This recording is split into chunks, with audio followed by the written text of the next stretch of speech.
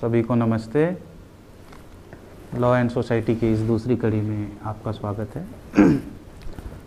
पिछली कड़ी में हम लोगों ने ये सीखा था एफआईआर क्या होता है, एफआईआर के कंटेंट क्या होने चाहिए, एफआईआर कैसे दर्ज होती है और एफआईआर किसको दर्ज करवाई जाती है, और थोड़ा बहुत उसके महत्व को भी हमने समझने की कोशिश की थी। आज उससे आगे चलते हुए हम ये समझेंगे कि एफआईआर दर्ज कैसे करवाते हैं, और अगर एफआईआर पुलिस थाने में दर्ज नहीं होती है तो उसके बाद हमारे पास क्या रेमेडीज़ होती हैं। तो एक एक करके पढ़ते हैं। पहले एफआईआर के बारे में आपको 2-3 महत्वपूर्ण बातें मैं और बता दूँ। सबसे महत्वपूर्ण बात है कि एफआईआर जो है वो एक पब्लिक डॉक्यूमेंट है, एक सार्वजनिक दस्तावेज है, और हर इंटरेस्टेड पार्टी, चाहे वो एक्यूज्ड हो या विक्टिम हो, कंप्लेनेंट हो, जो परिवाद दायर कराता है, जिसने एफआईआर दर्ज की हो, उसे तो कॉपी मिलती है।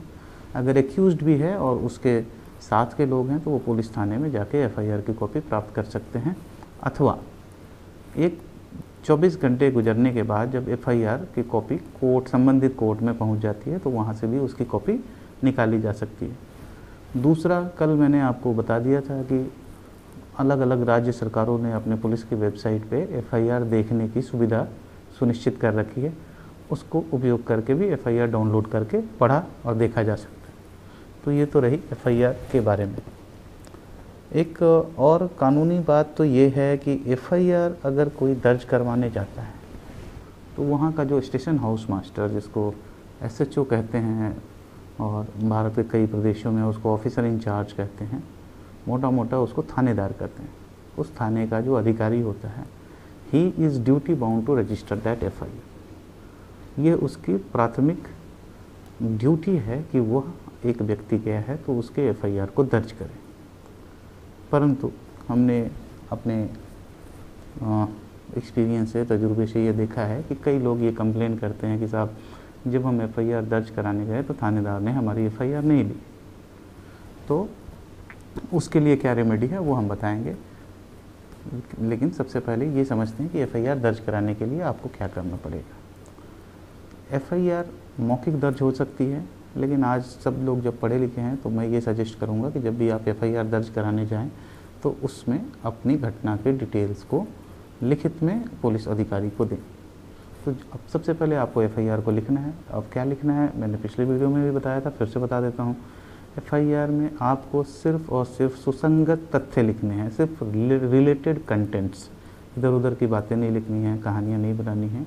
एफआईआर जितना प्रिसाइज और छोटा होगा पुलिस को जांच करने में उतनी ही आसानी होती है, और आपकी बात पुलिस तक निश्चित रूप से, अगर वो छोटा और प्रिसाइज होगा तो जल्दी और तरीके से पुलिस अधिकारी के पास, जो भी जांच अधिकारी होगा, वो इस बात को समझ जाए।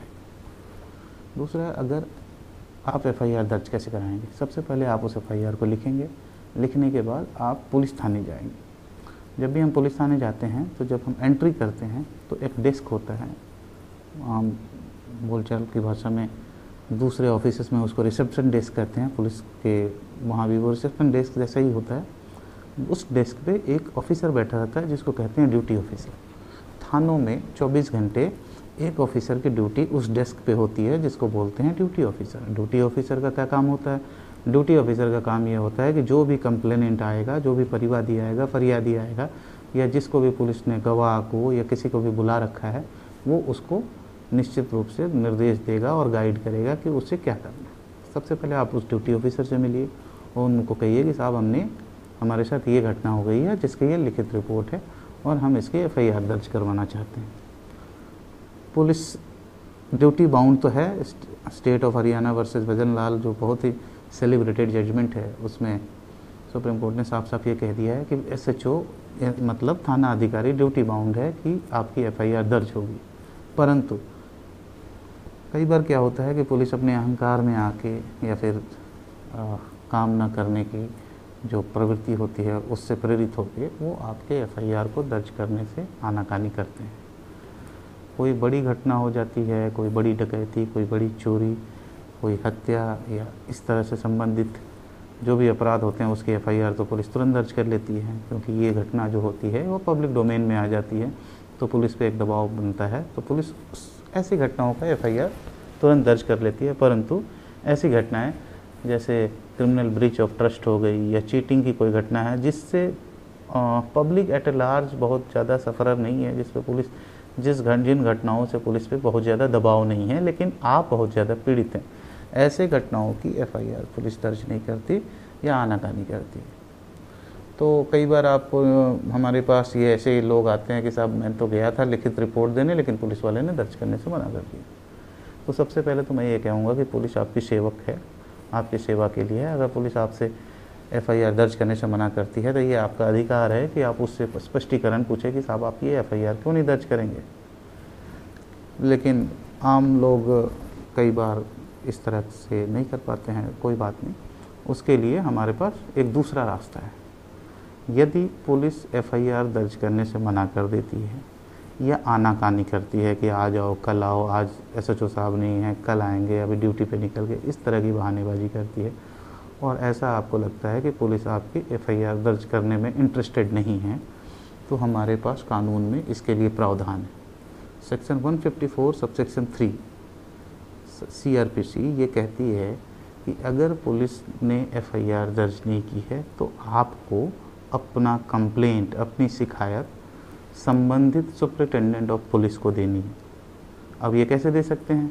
या तो आप सुपरिटेंडेंट ऑफ पुलिस को जाके बाय हैंड दे सकते हैं और उनसे रिसीट ले सकते हैं, या फिर आप सुपरिटेंडेंट ऑफ पुलिस को डाक से भी इसको भेज सकते हैं। दोनों तरीके से ये मान्य है। उसी तरीके से जहाँ कमिश्नरेट है वहाँ पे ये अधिकार डीसीपी को प्राप्त है। आप संबंधित डीसीपी को या तो पत्र लिख के या फिर जाके व्यक्ति से उपस्थित होकर ये लेटर दे सकते हैं। उसमें कंटेंट क्या होनी चाहिए? उसमें आपके एफआईआर की डिटेल्स होनी चाहिए और उसमें ये कंटेंट ज़रूर होना चाहिए कि मैं फ़लाने दिन फ़लाने थाने में गया था परंतु मेरी एफआईआर दर्ज नहीं की गई। या कई बार पुलिस अपने जनरल डायरी में तो नोट कर लेती है परंतु एफआईआर दर्ज नहीं करती, तो आप ये कह सकते हैं कि उन्होंने जनरल डायरी में तो साहब नोट कर ली परंतु मेरी एफआईआर आज दिवस तक नोट नहीं की गई। इन दोनों केसेस में या तो आप सुपरिटेंडेंट ऑफ पुलिस को कब कहाँ देंगे? जहाँ पे सुपरिटेंडेंट ऑफ पुलिस का एरिया लगता है, और जहाँ पे कमिश्नरेट है वहाँ पे डीसीपी को ये पत्र हम डाक से भेज सकते हैं या व्यक्ति से उपस्थित होकर दे सकते हैं। अब क्या है, इसके बाद 154 सेक्शन 3 जो मैंने बताया डीसीपी को या सुपरिटेंडेंट ऑफ पुलिस को आपने ये सूचना दे दी। अब डीसीपी और सुपरिटेंडेंट ऑफ पुलिस दोनों के पास यह पावर है कि या तो वो एफआईआर खुद दर्ज करके मामले की जांच करें या वह संबंधित पुलिस थाने को इस बात का निर्देश दें कि वह आपकी एफआईआर दर्ज करें और उस पर जांच की कार्रवाई करें। अब आपने डीसीपी या सुपरिटेंडेंट ऑफ पुलिस को लेटर दे दिया, अब आप ये कैसे समझेंगे कि आपकी शिकायत पे आपकी एफआईआर दर्ज हुई है या नहीं हुई? जनरली क्या होता है कि जैसे ही सुपरिटेंडेंट ऑफ पुलिस या डीसीपी से लेटर संबंधित थाने में जाता है और उनको ये निर्देशित किया जाता है कि एफआईआर आप दर्ज करें, तो जैसे ही वो एफआईआर दर्ज करते हैं तो आपके सिग्नेचर उनको चाहिए होते हैं, इसलिए वो आपको फ़ोन करके बुलाएंगे। परंतु आप देखें कि आप सुपरिटेंडेंट ऑफ पुलिस को व्यक्ति से उपस्थित होने के या फिर डाक भेजने के बाद भी 2 दिन 3 दिन 4 दिन बाद जो भी एक समय लगता है डाक पहुंचने में, उसके बाद भी अगर आपके पास इस तरह का कोई फ़ोन नहीं आता है तो इसका मतलब ये है कि आपने जो सूचना, जो शिकायत सुपरिटेंडेंट ऑफ पुलिस या फिर डीसीपी को भिजवाई थी उस पर कोई भी कार्रवाई नहीं हुई है।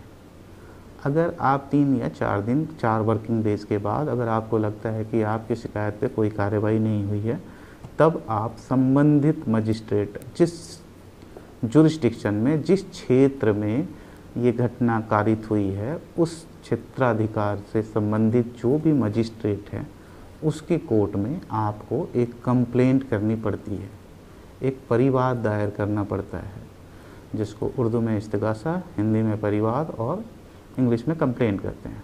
सेक्शन 196 सीआरपीसी में ये प्रोविज़न है कि आप मजिस्ट्रेट के पास भी कंप्लेंट कर सकते हैं। लेकिन अब आप ये कहेंगे कि मजिस्ट्रेट के पास हम डायरेक्ट क्यों नहीं जाते हैं? तो मजिस्ट्रेट के पास डायरेक्ट कंप्लेंट करने से पहले हमें ये 2 चीज़ों को सुनिश्चित करना है। पहला, हमें थाने में जाना है और थाने वाले अगर रिफ्यूज़ करते हैं या आनाकानी करते हैं, टाल मटोल करते हैं, तो हमें फिर सुपरिटेंडेंट ऑफ पुलिस या डीसीपी जो भी है आपके पास, उसके पास जाना है, उसको सूचित करना है कि मैं अमुक थाने में अमुक दिन गया था, मेरी ये कंप्लेंट है और थाने वालों ने हमारी कंप्लेंट नहीं लिखी है, या हमारे कंप्लेंट जनरल डायरी में तो एंट्री कर ली लेकिन उस पर FIR दर्ज नहीं की है। उसके बाद DCP और सुपरिटेंडेंट ऑफ पुलिस या तो स्वयं FIR दर्ज करेंगे या निर्देशित करेंगे, जैसे मैं पहले कह चुका हूँ। अगर ये दोनों काम नहीं करते हैं तो आप उसके 4-5 दिन बाद या जो भी समय लगता है डाक पहुँचने में और कार्रवाई को आगे बढ़ाने में, उस समय को छोड़ के आप कोर्ट में इस्तगासा कर सकते हैं, जिसको कंप्लेंट कहते हैं, परिवाद कहते हैं, वो दायर करें। उसके बिंदु क्या होते हैं, उसमें आपकी कंप्लेंट की पूरी डिटेल आती है और उसमें हम लास्ट में ये लिखते हैं कि साहब हम अमुक दिन अमुक थाने में गए थे इस रिपोर्ट को दर्ज कराने, परंतु उस थाने ने रिपोर्ट दर्ज नहीं की, या टाल मटोल करते रहे, या जनरल डायरी में तो एंट्री कर ली लेकिन रिपोर्ट नहीं लिखी, FIR दर्ज नहीं की, या परिवाद ले लिया, FIR दर्ज नहीं की। उसके बाद साहब हमने SP साहब को या DCP साहब को फलाने दिन इन्फॉर्म कर दिया, वो कागज़ हम उसके साथ लगा देते हैं। जो अगर आपको व्यक्तिगत रूप से उपस्थित होकर उन्हें वो शिकायत देते हैं तो जो रिसीट आती है वो उस कंप्लेंट के साथ हम टैग करते हैं। अगर आप व्यक्तिगत रूप से उपस्थित नहीं हुए और आपने डाक भेजी है तो डाक की जो रसीद होती है वो हम लगाते हैं कि देखो साहब अमुक दिन हमने अमुक थाना DCP साहब को ये जो चिट्ठी है ये हमने भेजी थी और इसकी ये रसीद हम लगाते हैं। उसके बाद कहते हैं कि साहब ये हमारी कंप्लेंट थी लेकिन थाने वालों ने नहीं सुनी, फिर हमने सुपरिटेंडेंट ऑफ पुलिस या DCP के पास गए, उन्होंने भी हमारी बात नहीं सुनी है और हमारी FIR आज दिन तक दर्ज नहीं की है। इसलिए आप इस बात का घटना को संज्ञान में लेके आप इसमें FIR दर्ज करवाने की कोशिश करें। संबंधित क्षेत्राधिकार के मजिस्ट्रेट को सेक्शन 156 सबसेक्शन 3 CRPC में ये पावर होता है कि वह इस आशय का निर्देश जारी करे कि संबंधित पुलिस थाना ये इस परिवाद के ऊपर इन बिंदुओं के ऊपर FIR दर्ज करे और उसमें इन्वेस्टिगेशन करे, और इन्वेस्टिगेशन करने के बाद उसका जो चालान, उसकी जो चार्जशीट है या फाइनल रिपोर्ट जो भी है वो सेक्शन 173 में वो कोर्ट के सामने प्रस्तुत करे। दो बातें हैं, एक FIR दर्ज करना पुलिस की बाध्यता है, परंतु अगर पुलिस अपने अहंकार में या किसी अन्य कारणवश आपकी FIR दर्ज नहीं करती है तो आपको सबसे पहले एक लिखित शिकायत व्यक्ति से उपस्थित होकर या डाक से SP को या DCP को भेजनी है।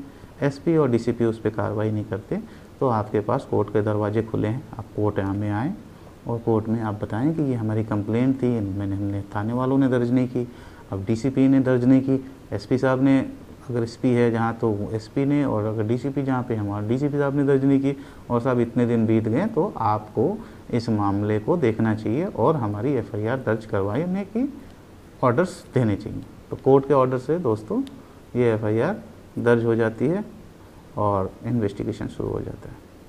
तो बस आज के लिए इतना ही। Thank you very much.